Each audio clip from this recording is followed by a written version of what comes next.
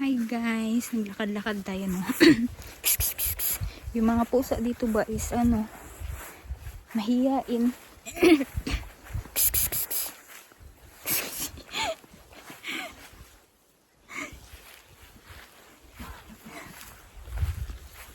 Ayun, nakita niyo yung mga pusa. Ay, hindi man pwede mag-zoom in. Diba, inaayos yung sasakyan namin. So, pinahiram yung asawa ko ng sasakyan, no? Nung mekaniko siguro. Siyempre. O, maglakad-lakad tayo, guys, no? Ito yung simbahan, oh. Alam niyo, anong oras na ngayon? Alas 6 na. Tapos, nakachinilas na ako, guys. Medyo malamig, no? Ang ganda. Oh, tingnan nyo. Merong mga bulaklak. Amazing.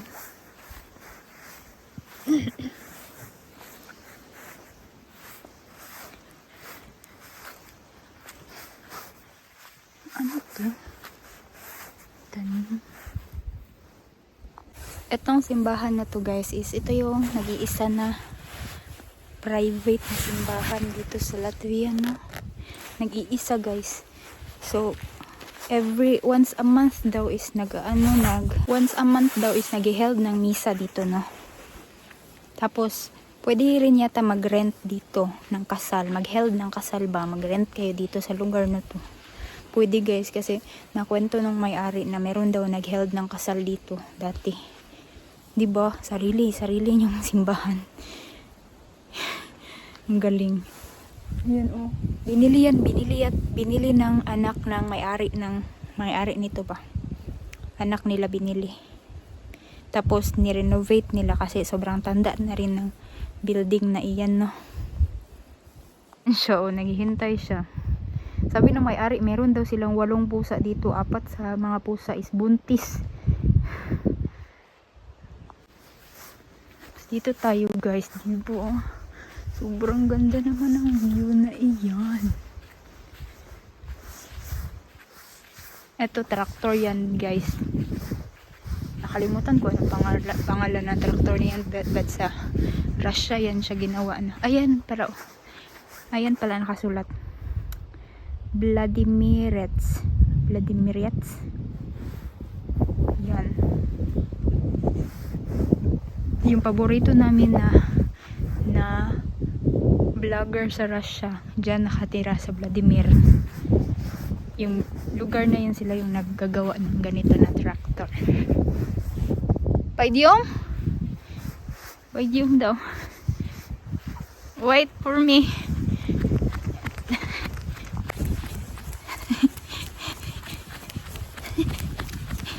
Gidzi. Hold this. Oh, wow. Kuha ng kahoy, guys. Yan, oh. Ang dami. Wow. So many.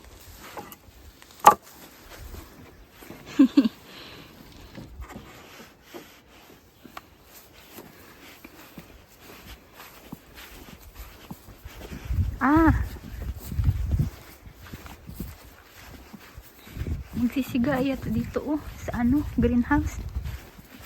Ang galing, di ba? Pinapainitan yung greenhouse.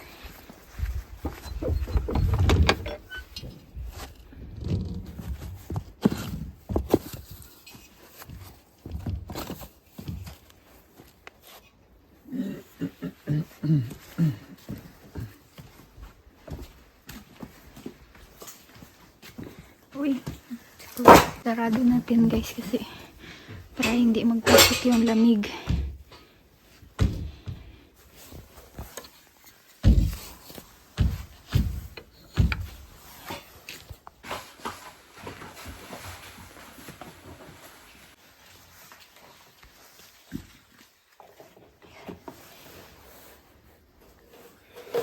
Galing naman, guys. Buti pa yung halaman, no.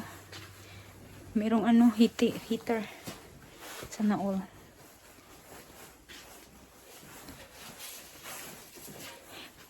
Keep it warm for longer. It's like Using water. accumulating the Warmth here. warmth. Yeah. Yeah. Diba yan, oh, nakapatong siya dyan para mainit yung tubig. Kahit mawala na yung apoy, mainit yung tubig. So, para mainit pa rin yung palibot. Merong ano dyan guys. Oh, ewan ko kung makita nyo. Later na lang sa labas. Merong swamp ba? Swamp. Ayan, oh. Wow. Onions. Dami na onions guys. Ayun pa, oh. Onions. Onions. Is this strawberry? Yep. That's strawberry. I think it's Begonia. tomato. Yan, may apoy na.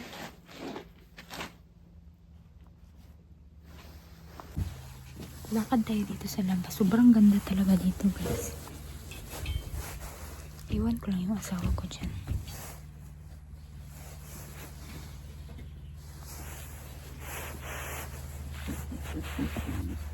Hello kitty kitty.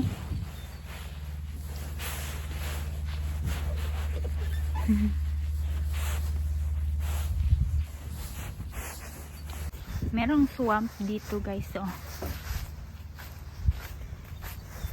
Akala ko ano, river.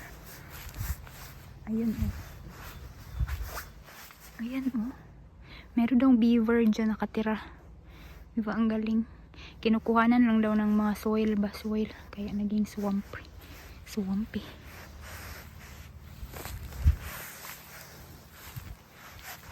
Let's go there. Oh, is it burning? Oh, ayun, oh. Kita nyo ba yung usok? Wow, amazing. Ayun, may apoy na. Punta tayo. Ano yung sound na yun? Tractor?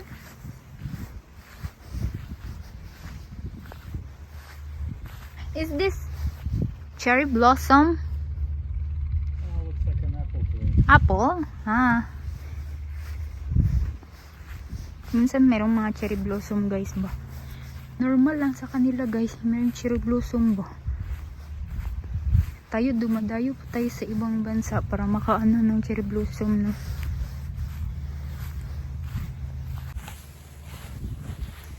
Ayan, diba? Ewan ko, sabi ng asawa ko apple daw. Pero parang cherry blossom. Ay. Diba? Ang ganda.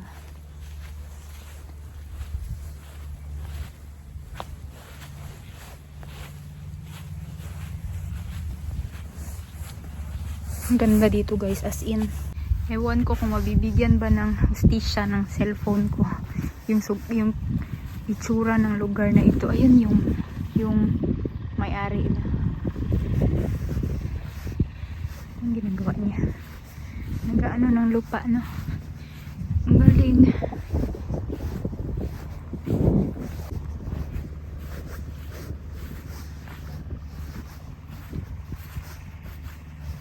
Buti nilang walang ahas dito, na. Sobrang lamig ba naman? Makasurvive kaya yung ahas dito. Ayan guys, sobrang ganda, diba? Grabe guys, sobrang ganda talaga.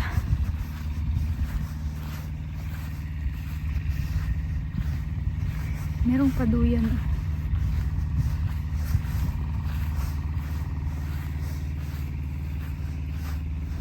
Ayan, meron silang sarili nilang ano guys, pond, fish pond na walang isda.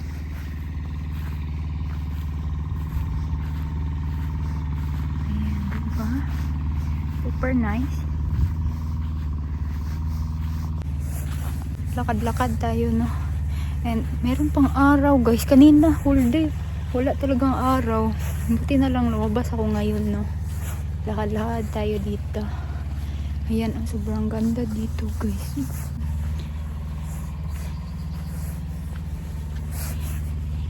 Ganda ng view guys.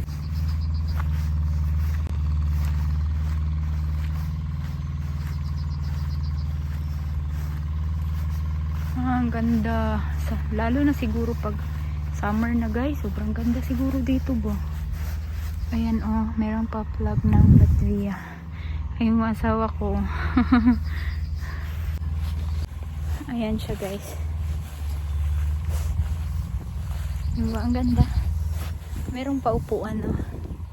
Ayan. Ano, merong bridge yung tinawiran natin no. Ayan. Tapos ganda. Ewan ko ano to. Parang cottage. Ang ganda dito guys. Hindi man siguro makasurvive ang isda dito guys. Kasi sobrang lamig. Baya no. Ewan ko lang. Merong mga isda sa dagat no. Kahit sobrang lamig. Yan oh.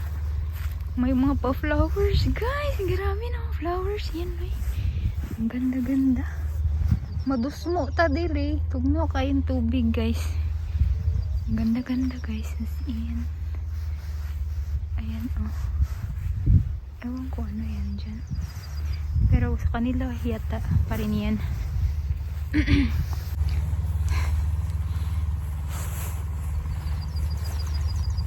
Ang ganda dito pag summer guys, for sure. Ano yan?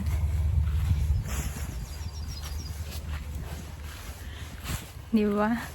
Meron ng mga bulaklak. O kaso lang maliliit pa sila. Kasi nga, ano pa lang, spring pa lang. Pag summer na, sobrang malaki na yan ng mga bulaklak.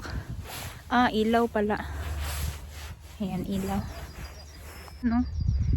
Meron yatang kwarto sa taas. Oh. Para sa mga bisita nila siguro. Or sa mga pwedeng sa mga gustong mag-rent. Tingnan nyo yan, oh. Old na. Ewan ko ano yan. Bahay ba yan? Something. Ah, tingnan nyo yung simbahan, guys. Ano pala ito, guys? Lutheran Church. Lutheran Church ito, no? Binili nila sana all. Merong sariling simbahan. Ang galing, guys, no? Ano kayong feeling na meron kang sariling simbahan? I mean, sa Pilipinas, meron naman mga sariling simbahan. Yung mga, ano ba, mga maliliit lang ng mga simbahan sa bahay-bahay. Pero yung ganito kalaki na simbahan pa. Literal yun na old na simbahan. Diba? Amazing. Ano yata to? Ano nila ba? Gi-renovate nila. Yan, binili ito ng anak ng may-ari, no? Ewan ko, ano? Meron pa dito. Gusto nyo ba maglibot-libot? Sige, maglibot tayo. Ang laki ng ano nila, ng lupain nila. Sobrang lapit na nito, no? Sa Lithuanian border. Ayan. Uy, nag-crack-crack naman dahil na siya, oh. Kasi nga, matanda na rin ito, no? Halata naman. Sobrang tanda na ng building na ito. Mga simbahan na ito. Anong meron dito?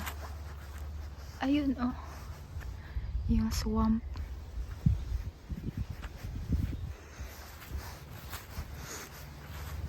Ang lamig, uy.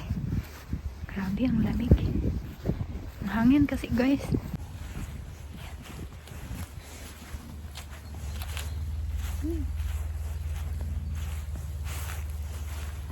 Ano yun? Parang baboy.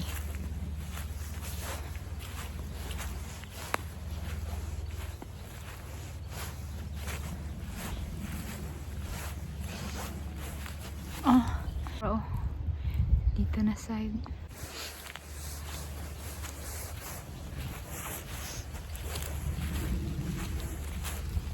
Grabe guys, sobrang ano sila, no? Bait nila ba? Palagi na lang ako magkain, guys. Busog ako palagi, guys. Kasi nakakahiya man maghindi, uy. Ano lang siguro ba? Minsan lang siguro sila merong guest. Hindi naman siya literal na hotel, guys. Pero parang nabanggit nila, hindi ko lang naintindihan masyado na meron ding mga room sa taas, no? Sa second floor ba? Siguro pag marami ang guest ba, ganyan. Nirecommend lang man ito ng mekaniko, no? Kaya dito kami napadpad. Sobrang bait nila, guys, uy. Diba? Kung nag-hotel kami, yung hotel talaga na hotel, nako. Kagastos pa kami sa pagkain. Tingnan nyo yung ano ko, minces ko na dumihan na. Pagpagin ko muna. Guy.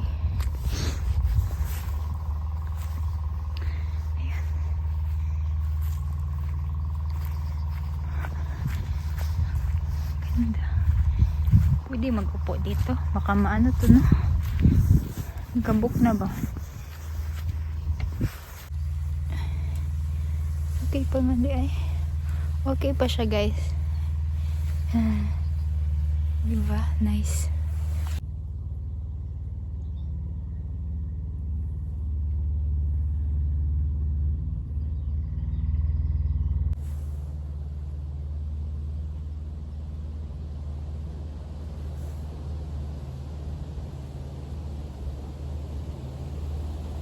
Ito yung point of view ko, guys. Diba? Sobrang ganda, guys.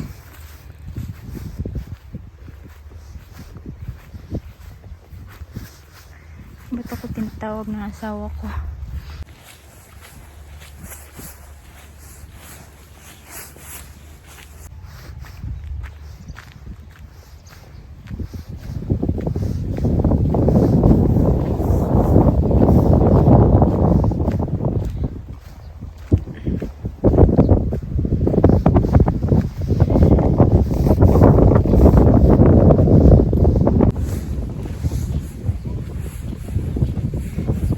Uy, laban. Kahit sobrang lamig. Garage. Sobrang tanda na rin ang building na ito, guys. Diba?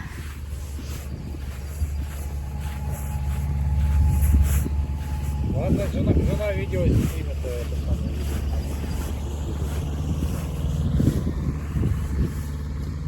Ano yan?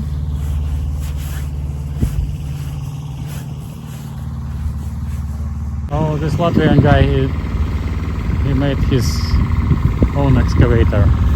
It was another excavator with his small tracks, and now he made bigger tracks and fixed it.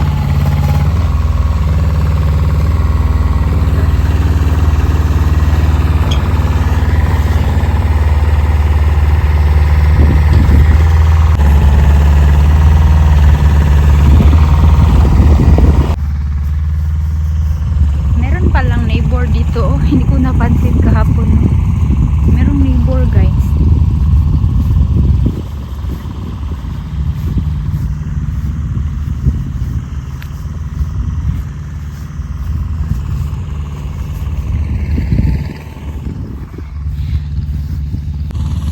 Pumunta ako dun sa may tubig. Tapos, hinawakan ko yung tubig, guys. Sobrang warm ang tubig. Hindi malamig. Oo. Na-amaze ako. Siguro dahil siya, sarado siya ba? Hindi katulad doon sa may Riga ba na sobrang laki, umaagos yung tubig palagi kaya malamig. Eh dito is parang stagnant ang water ba? Ano kaya ito, no? Baka merong something sa ba yung tawag nito, hindi ko alam ng pangalan ng hayop na yun. Yung naguhukay ba, dumitira sa ilalim ng lupa. Ayan. Ayan, ganito yung view dito na side. Ayan. Ikot tayo dyan, ikot tayo. Sobrang ganda, guys. Grabe. Ito sa lugar na ganito kalayo sa city. Hindi naman siya sobrang layo, guys. Para sa akin, hindi talaga siya sobrang layo. 2 oras lang siya or 1.5 hour lang siya from Riga, no? Pero mostly naman nakatira dito is mga yung mga pensioners ba, yung mga matatanda. Wala masyadong mga dito, mga young people kasi walang trabaho dito, guys. Nakwento nung may-ari ba, yung babae na may-ari, na meron daw binibenta na apartment doon dito sa sentro ng lugar na ito. Sentro na yun, ha? 1 room daw ba? One room apartment daw. 1,000 euro lang siya, guys. Imagine 60,000 pesos na lang yung 1 room apartment. Imagine nyo, ganun kamura. Sa Riga, mahal, guys. Mahal sa Riga. Diba? Kulang sila ng tao dito, guys. Sa totoo lang. Kaya, tara na, mga Pinoy. Sus, kung pupuntahin yung mga Pinoy dito, no? Gawin mo, mga farmers. Kung, ang dami rin kasing dito, guys. Yung mga, Di ba na banggit ko maraming mga discarded na mga plot of lands, mga bahay, ganyan ba? Sana mag-offer yung government nila ba na libreng plot of land kung gustong tumira dito sa Latvia. Kung gustong mag-start ng farming, ganyan. Parang merong ganun sa Russia, no? Pag gusto mong lumipat sa Russia is pag farmer ka ba, bibigyan ka ng ng lupain.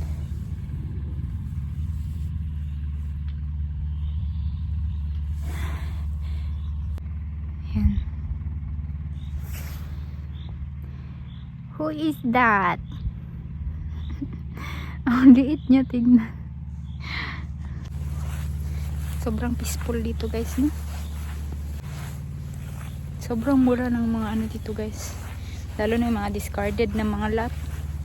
Sabi ng asawa ko mura daw.